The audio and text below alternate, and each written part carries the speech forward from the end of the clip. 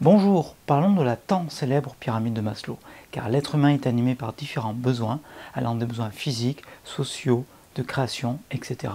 Cette pyramide est une découpe en catégories des besoins et aussi par ordre de priorité. Priorités suivant lesquelles il faut répondre à ces besoins. Tout comme la construction d'une maison, où avant d'avoir un toit, il faut avoir des murs, avant d'avoir des murs, il faut avoir des fondations, etc.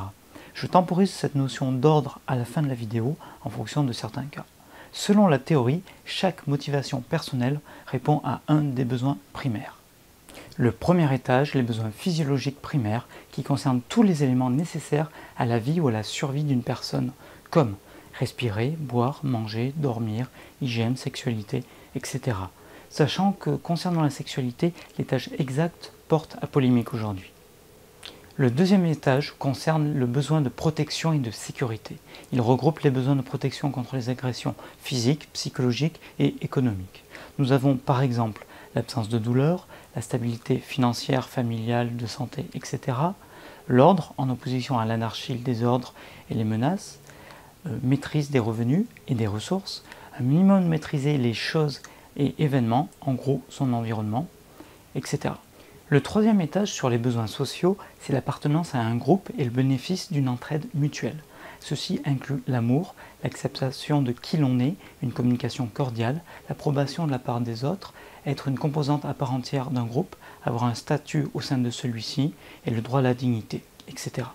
Ensuite, le quatrième étage avec les besoins de reconnaissance et d'estime de soi. Il s'agit d'être reconnu par ceux de son groupe et aussi par soi-même. C'est le besoin de se sentir utile, être valorisé, être respecté, se sentir à la hauteur, atteindre ses objectifs, être capable d'influencer le groupe et les autres, être compétent, avoir conscience de sa valeur personnelle, etc. C'est la continuité de l'étage précédent.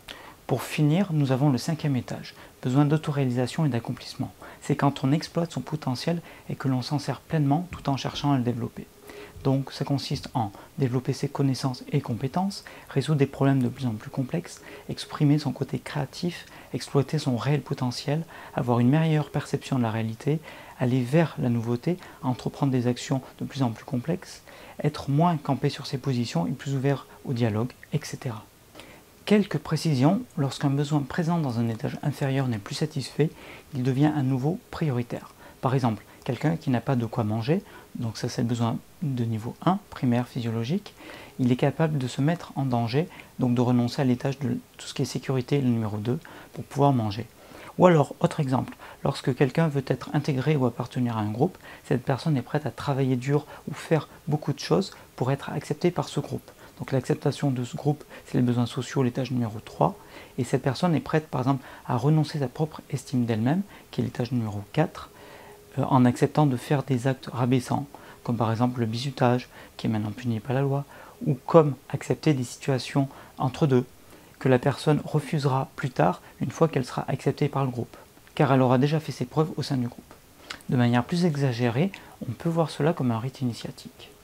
Les besoins sociaux, étage numéro 3 de la pyramide, semblent être l'un des besoins les plus marquants en psychologie sociale, car les interactions de groupe, comme les situations d'adaptation à un groupe, de soumission à l'autorité, les consensus, etc. Il est important que la satisfaction des besoins soit faite, car l'insatisfaction répétée ou prolongée peut, dans des cas extrêmes, faire apparaître un besoin pathologique de combler ce manque, en nuançant cela par le fait que chacun ait une résistance personnelle différente aux carences, comme par exemple la solitude ou le manque de reconnaissance, qui sont deux exemples fréquents. Pour parler des relations hommes-femmes et de la pyramide de Maslow, il est intéressant de voir ce que certaines personnes sont capables de faire pour séduire une personne. Prenons l'exemple de Suzanne dans Desperate Housewives, qui se retrouve dans des situations pas possibles face aux hommes. Et pas seulement, car aussi pour plaire aux gens de manière générale, ou ne pas les froisser, etc. Si deux personnes dans un même couple ne sont pas au même niveau de la pyramide, ceci peut faire apparaître des tensions. Par exemple, madame est bien dans son travail, en CDI, possède la maison de résidence commune, arrive à se projeter dans le futur, s'épanouit au travail, etc. Par contre, monsieur est dans la précarité d'emploi, ne sait pas où il travaillera dans 6 mois, et encore moins s'il travaillera. Dans ce cas, monsieur ne sera pas trop enclin à suivre les propositions de madame consistant à changer la voiture qui a 3 ans d'âge ou à refaire la salle de bain qui est en parfait état mais pas totalement au goût du couple. Car monsieur sera peut-être au niveau 2 besoin de protection et de sécurité, en recherchant une stabilité et une sécurité d'emploi, alors que madame sera peut-être au niveau 4, besoin de reconnaissance et d'estime de soi, ou niveau 5, besoin d'autoréalisation et d'accomplissement. Les bémols sur la pyramide de Maslow. À l'origine, Maslow n'avait aucune pyramide, d'autres personnes l'ont rajouté depuis. On croit qu'il faut avoir entièrement complété un niveau pour passer au niveau suivant, c'est faux, il faut au moins le commencer. Certaines personnes, comme les artistes, transcendent leur mal-être, qui est d'un niveau 1, 2 ou 3, par des créations qui, elles, sont de niveau 5. Pour d'autres, c'est en criant, cassant des choses, en somatisant qu'ils expriment leur mal-être. Pour certaines personnes, et dans certains contextes, il arrive que l'ordre des étages soit différent, comme la culture d'entreprise qui a pour objectif de changer certaines valeurs et parfois certains ordres dans les étages. La pyramide de Maslow pour ceux qui travaillent. Une majorité des personnes qui travaillent et qui sont assez contentes de leur travail couvrent les 3 premiers niveaux de la pyramide. Moins de personnes atteignent une estime suffisante pour être placées au niveau 4 et beaucoup moins s'épanouissent au point d'atteindre le niveau 5. J'ai fait un article sur la pyramide de Maslow au travail, plus poussé sur ce sujet car j'ai retravaillé la pyramide dans son ensemble pour le monde du travail. Je vous mets le lien sur l'écran et dans la description.